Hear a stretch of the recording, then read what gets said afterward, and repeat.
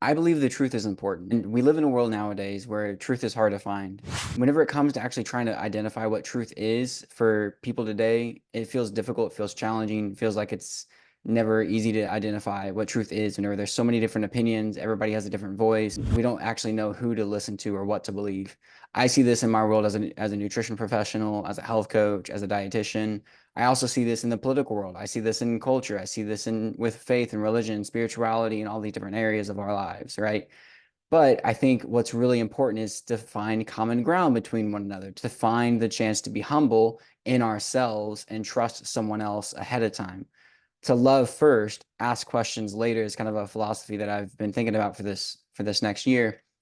But to love first and ask questions later allows us not to be frustrated and indignant to start off a relationship with somebody else or be dealing with like xenophobia because we just don't know somebody else, then we're just kind of judging them as a stranger, right? I was thinking about this a lot over the last couple of weeks whenever I look at political viewpoints and I look at the news. As an individual who kind of really focuses on health and looks at nuance and health and wellness and environmental biology and different things, one of the individuals that I've been able to follow for over a decade now at this point is Robert F. Kennedy Jr. And so whenever it came to his run for presidency, I was always kind of like observing it behind the scenes, just watching it, kind of celebrating him. He's very much focused on his own health and wellness. He knows a lot about environmental wellness. He's studied a lot of water ecology. He's a fan of nature and hiking and the great outdoors and conserving nature and preserving what we have, right? He's got some other really interesting views for many other topics that we can dive into at another time. He's what I am calling the common sense approach for this next year's election. And I was talking to somebody in my life recently. It's kind of an older gentleman from the Midwest. And I said, most people don't like the current president. They don't like Biden. Many people don't like Trump. And I said, it seems as if there's only one other option. The common sense approach would be try to find a common ground, try to find a middle ground where it's not actually a Democratic vote, it's not actually a Republican vote.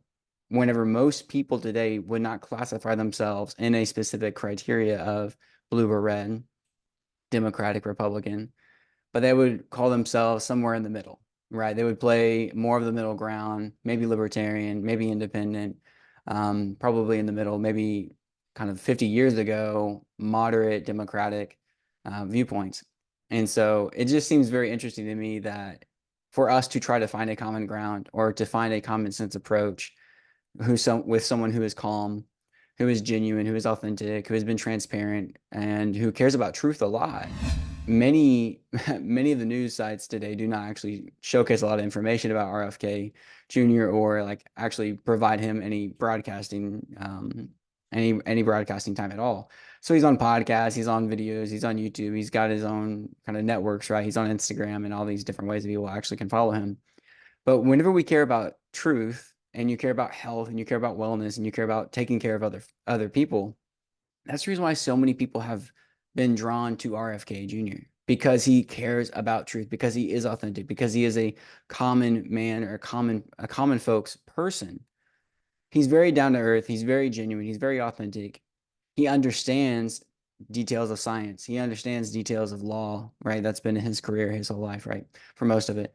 He's got genuine experiences that he can speak into around substance abuse, around addiction, around recovery. He's got a very broad perspective of life experience that he brings to the table, but also he cares about truth just as much as the other person. In law, you have to be very dedicated to history. You have to be very dedicated to the data and the actual narrative of what's going to speak for a certain case. And so, what's the data going to say? What's the reality? What's the truth of the matter? And many people in the health and wellness world are gravitating towards really enjoying RFK Jr.'s posts on Instagram or social media. They're really gravitating to his message and it's resonating. But again, it's very difficult for most people to even recognize that he has a chance or to see that he might have a vote available on the ballot because he's not given any broadcasting time. And so if you're not super savvy with social media, or maybe you're taking a social media hiatus because it's healthier for you and you don't want to kind of get stuck in the social media craze of today, that's fine. But again, we need to be mindful of the fact that if we care about truth, which if you're watching this video and you follow my content, you probably do care about truth just as much as what I do. And RFK's messaging is resonating with a lot of people, but it's just also being shadowed. It's not being showcased at Times Square. It's not kind of front and center with most people nowadays. And it's it's kind of frustrating for sure, but also it's encouraging to know that there is a third option. There is an alternative. As someone who highlights alternative health and wellness and kind of taking a proactive preventative approach in your own health and wellness journey, I think RFK is a very common sense decision, because if you are upset with the current candidate, or if you're upset with, let's say, let's just call names. If you're upset with Donald Trump, you don't want to vote for Donald Trump. If you're upset with Joe Biden, you don't want to vote for Biden. Okay. What other options do you have? Over the last probably 10 years, we just continue to have people who are voting for the person, they're voting for the individual, for the president that is the best, not good option. They don't want to vote for that person, so they're going to vote for this person instead. It's not even a vote for, it's a vote against. It's a vote against the person that they don't want. It's not even voting for somebody. So whenever we think about being promotional, highlighting, optimistic, actually looking forward for the future with optimism and hope for the future, which is like fundamentally such a like ingrained human need, is having hope for tomorrow, hope for the next day, hope for the next year. All of these things are so important to think about, because if humans are designed to learn and grow through storytelling, there is no positive storytelling in common news and media, political warfare nowadays. But if you watch RFK Jr.'s messaging, if you watch his storyline, if you watch his narrative, he's being optimistic. He's being hopeful. He's selling a story. He's giving us a chance to look for the future that we all are longing for. He's bringing us back to common sense. He's bringing us back to the middle. He's bringing us back to middle ground and common ground amongst general folk in America. There's not a polarization on blue or red. It's a generalization. It's coming together in the middle and finding common ground that we can all agree upon, and kind of a first principles approach. If you take if you look at the general like messaging from a Republican Party, or general messaging from a Democratic Party, or you can call it right, you can call it left, you can call it different things. There's going to be polarization on both sides, and so you can be frustrated in one way or the other.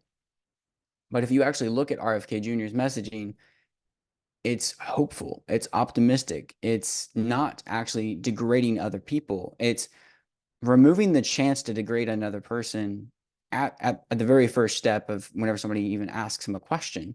He will often shut it down and then talk about what he's going to do in a positive manner, which is enlightening to see. And it speaks for itself, and it talks about the integrity of the individual who's actually at the podium, who actually has a microphone. If you're not willing to degrade another human, if you're willing to speak into nuance and say, well, I don't know what their position is on this topic, or I can't assume what they're going to think, or I don't really want to talk about them, or kind of talk down about them, or talk negatively about them, but I'd rather just talk about myself, talk about my opinions, talk about my approach for things, that speaks for the integrity of the individual who's speaking. And so whenever you watch that in comparison to kind of this like battle between blue and battle between red in the political sphere that we see today, it's a breath of fresh air. And that's the reason why so many people are resonating with the message, because it's like, wow, this is actually what we want. This is what we longed for. This is what we didn't even know that we couldn't have, but it speaks to us. It's like nourishing your body from the inside out. If you go so long in pain, you're so long in pain, you forget how well it felt to feel good. You forget how well it felt to feel good if you're just stuck in pain for so long. So if you've just been stuck feeling like, oh, the political warfare that we see today is just common, it's just the norm of today, there's no going back, it's only going to get worse. It's a doomsday approach. It's apathetic, it's not hopeful at all, and you're just shutting down your emotions, you're shutting yourself down, you're driving your life forward with low energy, low frequency. That's not going to be helpful for you, people around you, your work, your environment, your family, anybody. But if we actually want to elevate our lives, we want to elevate our health, we want to improve our lives, you have to be hopeful. You have to long to achieve something. You have to strive. And his messaging, RFK's messaging, is giving us a chance to strive towards something. If you look at blue, if you look at red, there's not a lot of striving on either side. There's a lot of dogmatic viewpoints. There's a lot of warfare and argumentative like vocabulary and phrasing and how they're talking about one another. But I know not everybody may agree with RFK Jr.'s positions on anything, on everything. But that's not the point. The point is not to agree with any individual about everything. That likely is never going to happen. The chance to have someone that you can agree upon most things with a common sense approach is enlightening to see. And really the only reason why I'm saying this is just because I was talking to some random person and I was like, oh, the common sense approach, if you're not frustrated with the Biden, you're frustrated with the Trump. Well, here's a third option that most people don't even know about. It was just a joke, but it actually makes a lot of sense, which actually inspired me to make this video because I don't think a lot of people take that into consideration. I don't think many people see the third option. They don't see the alternative. They're stuck in doomsday. They're stuck in hopelessness. They're stuck in apathy instead of empathy. And RFK Jr. actually has been more empathetic than I've seen most candidates, which again has been enlightening. And I'm not here to really promote anybody, but I mean, if there was a chance that I was going to vote for somebody in the election, it would be RFK actually, personally. And I think that's one of the reasons why there's so many health and wellness professionals who are resonating with his message, giving him a platform, giving him a chance to speak, because most other people in either dogmatic red or dogmatic blue are not giving him that chance. And so if you care about truth, you probably are looking to interrogate ideas. You're probably looking for somebody who has common sense. You're probably looking for somebody who's able to sit down and have a long form conversation. You're not looking at bite-sized clips. You're not actually going to be driven crazy by all the kind of like 10-second bite-sized sound clips and video clips that you're going to see online. You're actually looking for long form content. You're reading, you're listening for nuance. You're actually trying to find details of truth in somebody's messaging. And that's where I feel like his messaging has resonated with me. And I know it's resonated with a lot of other people. And so I showed this video, not really about RFK Jr., but it just kind of ended up being that way. I actually wanted to talk a little bit more about truth and nuance in messaging in general. But let me use that example to now talk about another aspect of nuance, right? So whenever we think about the weight loss drugs that are kind of the craze of today, there's not a lot of nuance in that conversation either. So a lot of people are going wild around these weight loss drugs, just trying to find it for their brother, their mother, their sister, their cousin, their grandparents. Like everybody's trying to go after this. They're even like trying to get it in the hands of kiddos, right? So as early as 6 years old, I think was the latest push that they were trying to present these medications for. And we call these medications, right? Because it's a pharmaceutical drug that's being used for an application that's supposed to help and benefit individuals. And for some people, it can be an opportunity of an approach as part of a comprehensive plan. But I mean, I can't even tell you the kind of situations that I've seen where people are presented with the option to have these weight loss drugs, and it makes zero sense for them. And there's a lot of other like behind the scenes and kind of shadowy things that are going down and more of the wellness spa or concierge medicine space or like private practice things where people are using off label for many other things. But I just don't think that we're doing a very good job to give people the tools preventatively or proactively, one, to set them up with lifestyle medicine approaches to support their weight loss journey. In most cases, that we're not providing proper follow-up. We're not providing a great chance of looking at nutrition in a very detailed way. We're not looking at stress management. We're not looking at sleep quality. We're not looking at physical activity. We're just kind of giving them the drugs and sending them on their way, right? So, I mean, even Eli Lilly, I think, is going direct to consumer with some of these weight loss drugs to make sure they have a chance to get them without having to wait on the doctor or kind of the shortage behind the scenes between pharmaceutical, doctor, nurse, whoever's managing their care. Again, potential opportunity also is kind of a disruptor in the marketplace because all of a sudden doctors can't follow up with their patients as well. Nurses can't follow up with the patients as well.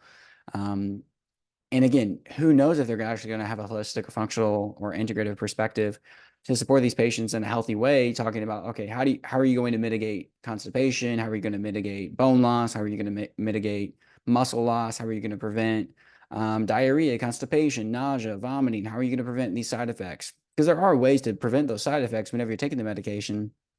And it's just frustrating because there is no nuance. It's just kind of like everybody's the floodgates are open, the tidal wave is flowing, everybody's flooding the city with this weight loss medication. Or you could look at years past with Xanax, or years past with Prozac, years past with Ritalin, years past with Adderall.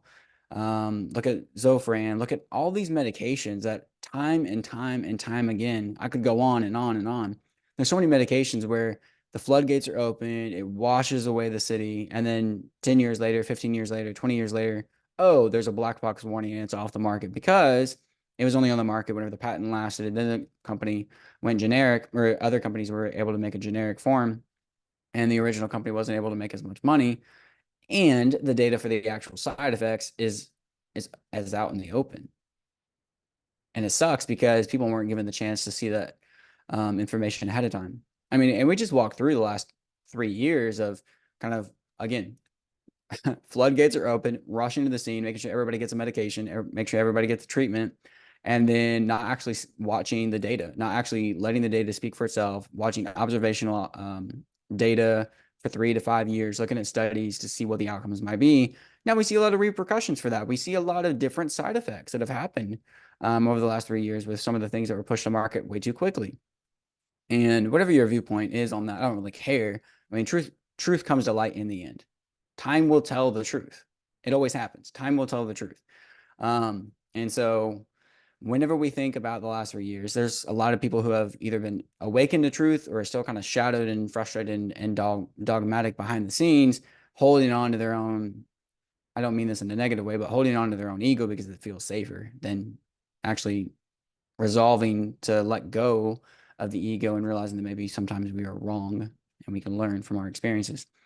But I mean, that's just another area of that nuance approach where if you care about truth, if you care about holistic health, if you care about your own wellness, there's going to be nuance, there's going to be bio-individuality, there's going to be a chance to support somebody at a very specific, detailed orientation rather than just saying, no, like everybody should get these medications that are overweight or obese. It doesn't matter how old they are. It doesn't matter if they're a man. It doesn't matter if they're a woman. It doesn't matter if they have digestive issues already. It doesn't matter if they have an inflammatory disease already. It doesn't matter that the drug wasn't tested with the other like 5 drugs that most people are on, between a statin, acid reflux, blocking medication like a PPI, other maybe diabetes medications, potentially ADHD medication, or mental health drugs such as like anxiety, depression drugs. Like the weight loss drugs were not tracked and measured alongside the cascade of like the other dozen drugs that are on the market that most people are on. And so again, the nuance is not there, but for somebody like myself, like a clinician who is actually focused on truth, focused on patient care, focused on details that matter, who's mostly motivated by results, truth, and how people feel in the experience. I can't tell you how frustrating it can be. I don't usually try to stay frustrated for very long. How frustrating it can be whenever you recognize that patients are not getting the highest quality care possible, nor the greatest treatment options. Because alternative health has been really shadowed, natural health approaches have been really shadowed for many years. And there's many reasons for that, right? So let's take the example of the 6-year-old. So a 6-year-old is potentially eligible for an obesity drug. Now let's check. Is it the 6-year-old's fault that he or she is probably obese? Most likely not. Now, yes, research is out that says like, okay, if mom and dad are obese, most likely the child will be obese as well. Is that genetics? Possibly is playing a role? Sure. Is it environment? Sure, possibly is playing a role. Maybe there's toxins in their environment. Maybe they're raised on a farm with lots of pesticides, and so those pesticides were involved in maternal and infant care in the very beginning. Maybe it passed through the birth canal whenever mom was drinking BPA out of plastic bottles and eating out of BPA cans, and it passed through the birth canal, the into the baby whenever the baby is actually still in the mother's womb, right? All those things could potentially play a role. We look at environmental toxins, heavy metals. We look at all of these obesogens that are environmental derivative from the environment, right? And so there's that aspect of environmental medicine that's really important that nobody actually gives a good enough time to take a look at. Also, those things affect genetics. Also, if you look at stress markers, if you look at how the family actually orients their household around food, if mom and dad are obese, most likely child is also obese because of the same dietary habits, the same poor lifestyle around physical activity, sunshine, stress. Maybe there's a lot of mold in the household, things like that just aren't talked about a lot. So 6-year-old, without really any informed consent, or the parents' informed consent for that matter, is potentially eligible for a weight loss drug that has never been measured for a child that young before, who's never been like researched, or have they had enough bioindividuality of data to speak into like, okay, what are the long-term side effects? Because we don't know. And then also the child is never given a chance, really. There's not like a preemptive approach of like, okay, let's just catch this child early at 3 years old, put them on a plan until they're 12. If that plan from 3 to 12 fails, then let's let them have a chance with the weight loss drug. That kind of option is not really given, but possibly it could be or it should be. So I'm not here to say exactly what we need to be doing in the marketplace, but I'm here to say that there are other options. There is an alternative. What we are doing is not often the greatest choice, and it deserves a chance to talk about more truth, about more nuance in our approaches to health and wellness in general, whether it's a weight loss drug, it's ADHD medication, it's anxiety, it's depression, it's poor sleep habits, whatever it might be. Maybe it's even how you're going to vote at the polls in November, right? Maybe it's how you watch the news. I just think many people are hungry for common sense. Many people are hungry nowadays for calm, sanctity, tranquility. We've been really kind of weaponized in our ideals and our ideas and our identity and our empathy over the last 3 or 4 years. And it's kind of sad to see, humans are tribal people. Tribes don't always get along. And we need to be mindful of the messaging that's surrounding us to fuel wars, battles, even just minor frustrations, right? Some of the messaging that we see nowadays can even just fuel a little fire inside of us to be frustrated with ourselves as we compare ourselves to other people far too much. Whether it's social media, it's culture, it's Instagram filters, or whatever it might be. We need to be more mindful. We need to be more mindful of how we think about ourselves, how we think about others, how we love ourselves, how we love others. Because at the end of the day, I believe truth matters.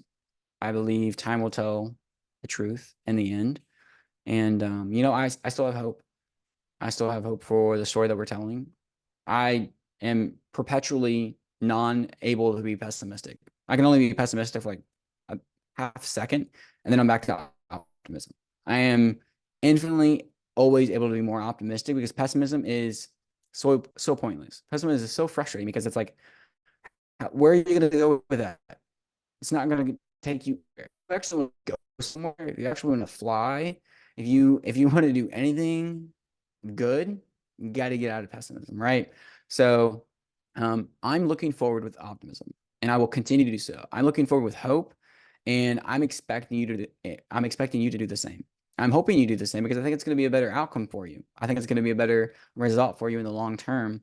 And whatever truth you're exploring right now, from politics to weight loss to herbal remedies to help you with sinus congestion or whatever it might be open-minded. Whatever truth you might be trying to find in your social environment, people at your workplace, whatever kind of chance you have to develop stronger relationships or even just kind of reinforce those relationships with people in your life, between strangers, people that you're working for, people that you're working with, people that you're serving, or people that are serving you. I mean, just be mindful. Be proactive to be optimistic, be proactive, be hopeful, be positive. You don't ever know what kind of chance you're going to get to actually improve somebody's day.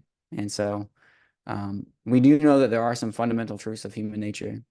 One, if we smile at somebody, they're more likely to smile back. Laughs are contagious. Laughing is also one of nature's greatest medicines that we can provide for ourselves and other people. Yeah, that's the message for today. I'll leave it there. Be mindful of your people around you. Be mindful of how you're thinking about yourself and thinking about others, loving yourself and loving others. Be open to truth, be open to nuance, keep on exploring. And yeah, I'll see you next time. That was a random little rant that I wanted to leave you with because I was actually just laughing my face off earlier today about the fact that most people are frustrated with Biden. Many people don't want Trump. So let's not give people the choice of either two bad apples. Let's give them a third choice and give them a nourishing meal. Perhaps that might be better. Okay. Take care.